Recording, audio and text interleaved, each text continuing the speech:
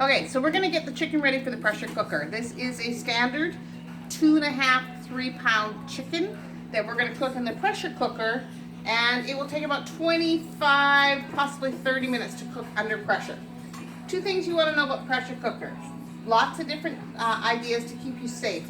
I don't know about you, but as a child, I remember my mom and her pressure cooker, the click, click, click of the button, and I remember it ending up in the ceiling. So it was a really scary thing when Tupperware said they were bringing out a pressure cooker. But they did their job, and they made sure that we were safe in every aspect of this pressure cooker. So safety features, the valve.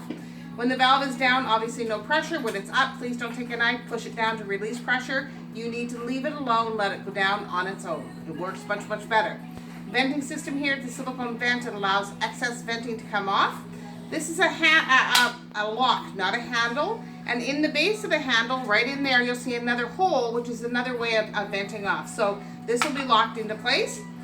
Cool thing to do as far as making our chicken. On the inside, you will find all the directions that I'm going to tell you have been now embossed into when they do the molding, which is really kind of important. It allows you to have things at your grasp. I don't know about you, but I'm really good at taking those pieces of paper out of things and chucking them in the garbage, and I never see them again. So hey, it's a good thing. So as you can see on the seal of the container, you will find a lot of directions for you to look at. Inside the container is a gasket. For those of you who are mechanically inclined or automatically inclined, gaskets are something that are around your piston and helps it to run. But also a gasket is used to secure a force to allow things to stay solid. So the gasket is there to stop any kind of problems. Should pressure build up to a point where it needs to be released, the gasket will literally fold in half and drop into whatever you are cooking. All right? So the pressure cooker will hold 6 cups. So we can put in here about a 3-pound pot roast, a lot of things. And it's a great little thing to have. Stay cool handles like everything else. Really durable. I would not recommend this going in the dishwasher. It's too big, in my opinion. It just takes up too much space, and it is so easy to take a cloth, wash it with soap and water, and it works really well. So let's get to this. Now, pressure cookers, you probably think of pressure cookers, you have to have a ton of moisture, everything needs to be covered. Well, not with this one. This one blew me away. How many of you go to Safeway, Save on Foods, wherever, and buy the rotisserie chickens because, hey, you know what? They got away from you and you still need to feed your family.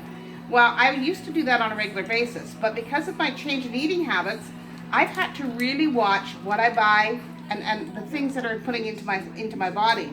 So when I saw this done, it was right up my alley. Let me tell you, it was something that really excited me. I'm just going to take this over to the sink and rinse it because I truly believe you need to rinse this chicken before you cook it.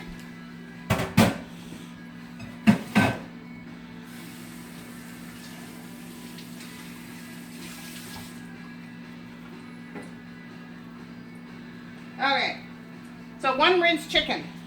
And of course, with all your chicken stuff, make sure you keep your hands clean. Make sure you don't touch things that you shouldn't be touching when you have chicken hands. I am going to grab 1 towel that will be used as my chicken towel. So this will go into the wash as soon as I am done. So, chicken's in there. Fits like a glove. It fits in there really well. I'm going to grab a spoon.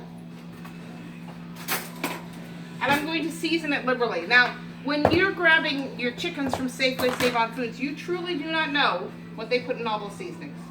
And I can tell you that I am pretty darn sure by allergic reactions that I've had that there is MSG and other sorts of seasonings put into the chicken. So if you have any kind of allergy concerns or any kind of things that you need to be really careful of, this is your best bet. So I put a little bit of garlic. I'm going to put some paprika on because, well, quite frankly, I like the color of it. And I love the flavor of paprika. So I use a light smoked paprika. You can use heavier ones because, of course, they're going to add more flavor to it.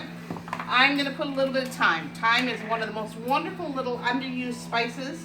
A lot of people think it's only really good for spaghetti sauces. When you're using a dry spice, make sure you rub it between your hands to get the oils out. Best way to do things.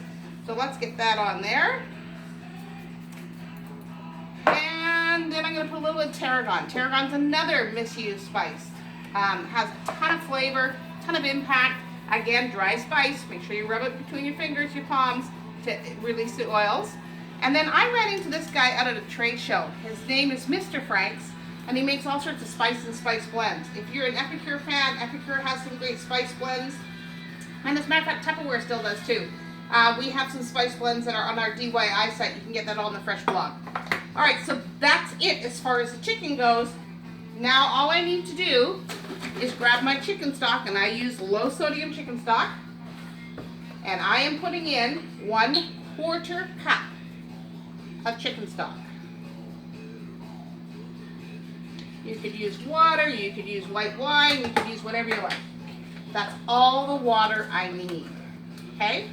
Now I'm going to secure my top on, and it's by matching up the arrows. So you'll see an arrow on the top of the container, an arrow on the handle. Just match them up and twist, and now lock your lock.